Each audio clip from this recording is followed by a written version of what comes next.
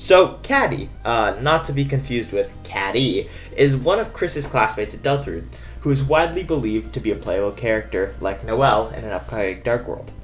For the right reason, too, because she's probably the second most interesting character after Noelle in Chris's class. So why will Catty be in a Dark World? There's got to be some significance to it, so what is the significance of it? And what's the deal with Catty? So as all good videos start, let's go over what we know. So, what do we know about Catty?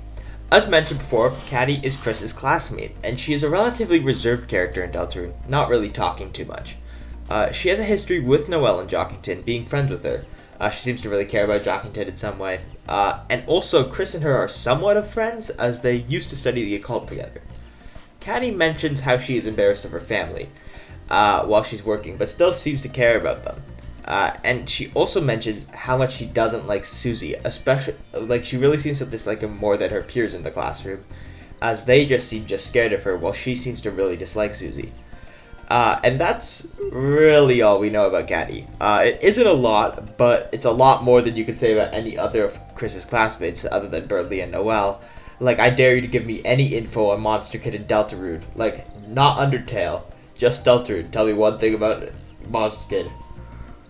Before talking about the significance of Catty's role, it's important to note how other characters change in the Dark World.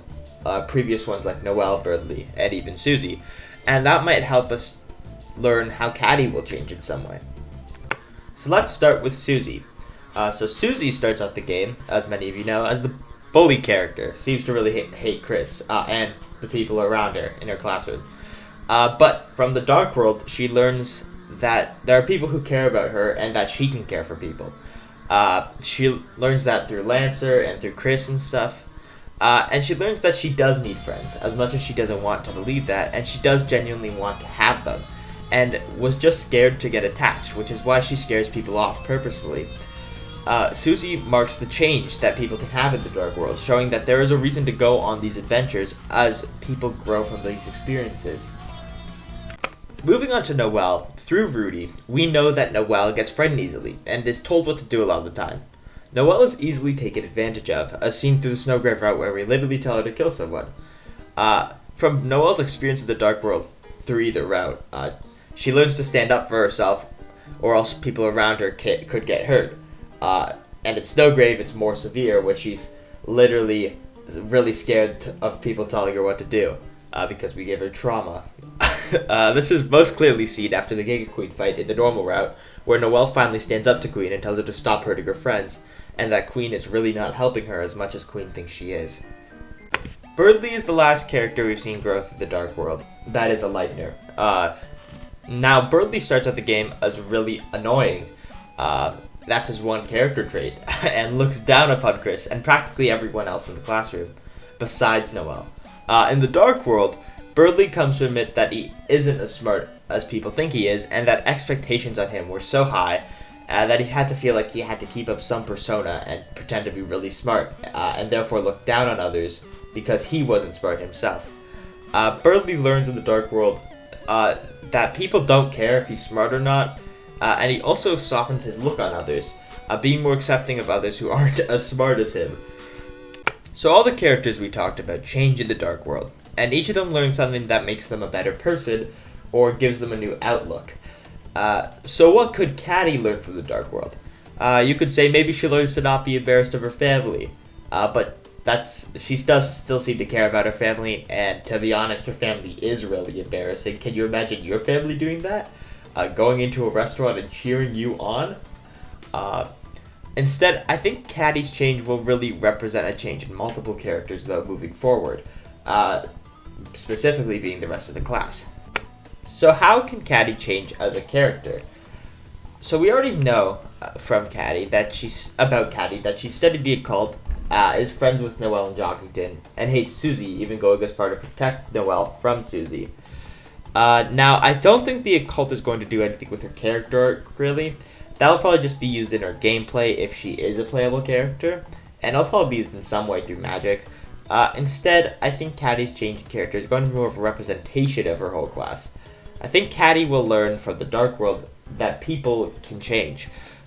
In the Dark World, Catty will be forced to be around, especially Susie, and see the change that Susie has taken, and maybe learn from that people can change. I believe that Catty probably will not like Susie for the whole Dark World, until Susie does something selfless at the end, like save her, or Jockington, or someone else she cares about. I wouldn't be surprised if we are forced in the Dark World to use Susie or Catty in our party at the very same time. I feel that this will be very narratively written, similar to how like Susie doesn't listen to Chris like last time. But I don't think Catty will not listen. Instead, Catty will like accidentally do damage to Susie or something. And probably there'll be some gameplay changes like that when they're in the party together. This change will be important though, because it will represent the whole class's view on Susie to start to change. Maybe Catty will defend Susie, or just over the time the rest of the class will start thinking Susie is cool.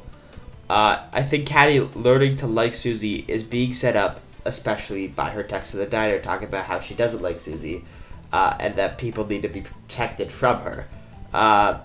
She really is the character who likes Susie the least out of her classmates. So if she could learn to like Susie, then the rest of the class surely can too.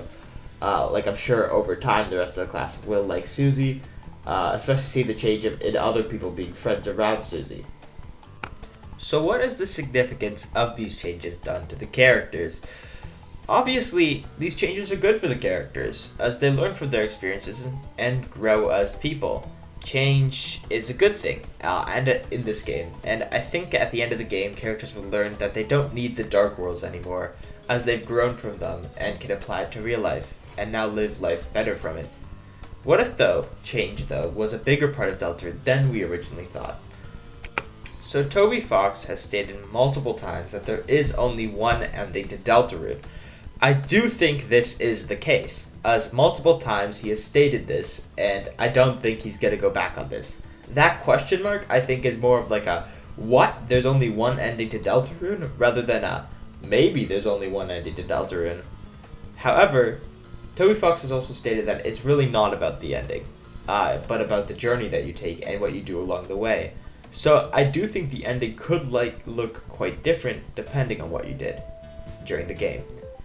I think this is the point of Deltarune, seeing the change these characters have gone through, and maybe even a change that you've underwent while playing the game. Because maybe you've learned from this game from new experiences. Change might be the overarching theme of Deltarune, as in the Weird Room, you do make changes to the characters, but in a bad way. Just like how in Undertale, you do technically free the underground, you've just already killed all of them, so you kind of killed them, you kind of freed them, I guess. In the Weird Route, you force your friend to kill her other friend and make her resilient, yes, but in an abusive way. And this is clearly going to go down a bad path for Noelle. If you continue down this path, how many more people could you hurt? How many more people could you change for the worst? That might be the big change. That might be the big thing in Deltarune. Change could be an important part of the game, and play an important role in the story. Big tonal shift here, but thanks for watching. I can't believe all the support I've gotten recently since that last video. Really went popular. It's quite crazy, and I thank you all for watching it. I don't think it got popular because of anything I did specifically. I just think it did well, so thanks so much. Thank you everyone who subscribed. It does mean the world to me. It does keep me motivated. It's really helpful, and I can't believe it. 200 is kind of crazy. Might be more by the time I upload this, like a little over that. But yeah, hopefully Deltarune's in like 2 weeks. Maybe we can get like 250 subscribers by Deltarune's release date or something like that. So that's what I'm aiming for. I do plan on uploading Deltarune, playing the game. Probably not unedited, unless that's what you want to see. I'll probably edit it, so it's more entertaining and more different than a lot of people just uploading it. I also plan on uploading it Chapter 3 the first day and Chapter 4 the second day, just to give people in between time to watch the video. So yeah, but I will play it all at once so I won't get spoiled, obviously. So yeah, I will see you later. Next week I'll post probably. So yeah, Goodbye.